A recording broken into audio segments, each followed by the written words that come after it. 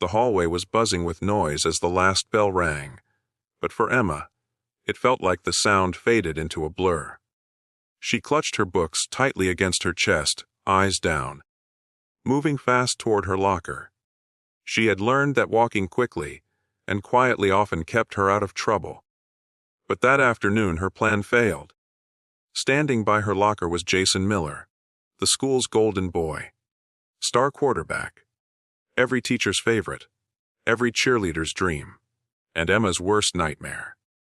"Where are you running off to, quiet girl?" Jason smirked, leaning casually against the lockers, his football jersey stretching across his broad shoulders. His friends snickered behind him, forming a wall that blocked her path. Emma froze, heart-pounding, palms sweaty, but she tried to steady her voice. I just need to grab my books." Jason stepped closer, invading her space. "You know, you've been ignoring me all week. That's rude, don't you think? A girl like you should feel lucky I even know your name." His tone was mocking, cruel, dripping with the arrogance of someone who thought he was untouchable. Emma's throat tightened. This wasn't the first time Jason had cornered her. For weeks, he had made her the target of his attention, sometimes teasing her in front of crowds, sometimes whispering things when no one else could hear. Everyone saw it, but no one said a word. After all, he was Jason Miller, the boy destined for a college scholarship, the boy the entire town pinned its hopes on. She tried to sidestep, but Jason slammed his hand against the locker beside her head, trapping her. "Not so fast." His voice dropped, taunting. His friends chuckled behind him, enjoying the show. But Emma wasn't the same girl she had been a few months ago. She remembered her father's words, the ones he had repeated every night after she came home crying about bullies. "People like that only have power if you let them.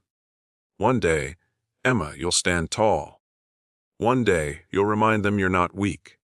And quietly, without anyone at school knowing, Emma had joined a martial arts class at the local community center. For months, she trained. Punches, kicks, self-defense holds. She wasn't looking for a fight. She was searching for strength. Now in that suffocating hallway, pressed against cold metal lockers, she realized she finally had to use it. Jason leaned in closer, whispering something vile in her ear. That was it. Something inside Emma snapped. With precision, not hesitation, she shifted her weight, dropped low, and drove her knee sharply into his leg, right at the joint that had carried him across football fields and won him trophies. Jason screamed.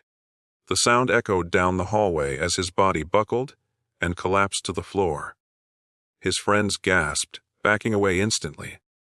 The mighty star quarterback, the untouchable golden boy, was clutching his knee, writhing in pain on the dirty linoleum. For a moment, silence hung in the air. Then whispers spread like wildfire. Students peeked out of classrooms, eyes wide. Teachers rushed in. Jason was carried away, still groaning, his football future uncertain in a single instant. And Emma stood there, her chest rising and falling, trembling not from fear anymore, but from release. She had finally fought back. But the aftermath was not easy. The principal called her in, stern and cold, reminding her that violence had no place in school. Jason's parents threatened legal action. Rumors spread, some painting Emma as a hero, others calling her reckless. For days, she walked through the halls feeling the weight of every stare. She wondered if she had ruined her own life, while ending Jason's football dreams. Then came the night of the school board meeting. The auditorium was packed. Jason sat at the front, his leg in a brace, glaring at her. His parents demanded punishment, suspension, something severe. But when Emma stood up to speak, her voice didn't shake. She told her story, how he had cornered her, how he had mocked and humiliated her for weeks, how no one ever stood up for her. She didn't embellish. She didn't cry. She simply told the truth. The room went quiet. Parents exchanged uneasy looks.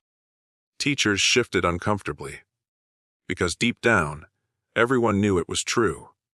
They had all seen Jason's behavior and chosen silence. Emma's words were a mirror they couldn't turn away from. By the end of the night, the decision was made: Emma would not be punished. The school promised stricter policies against harassment.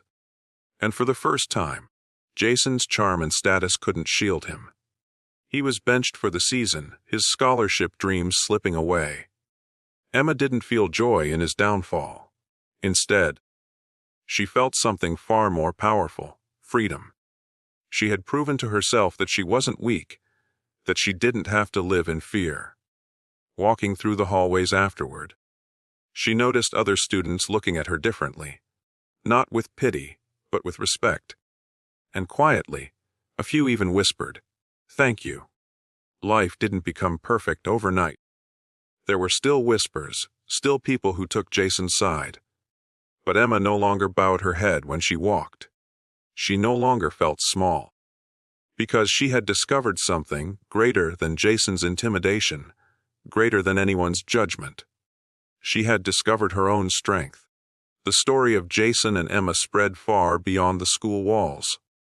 Parents used it as a lesson. Teachers changed the way they looked at quiet kids. And Emma, though she never sought fame, became a reminder of a powerful truth: courage isn't the absence of fear. It's finding the strength to act even when your voice shakes. In the end, Jason lost his football dream. But Emma gained something far more valuable. She found her voice, her confidence, her power. And that was a victory no one could ever take away.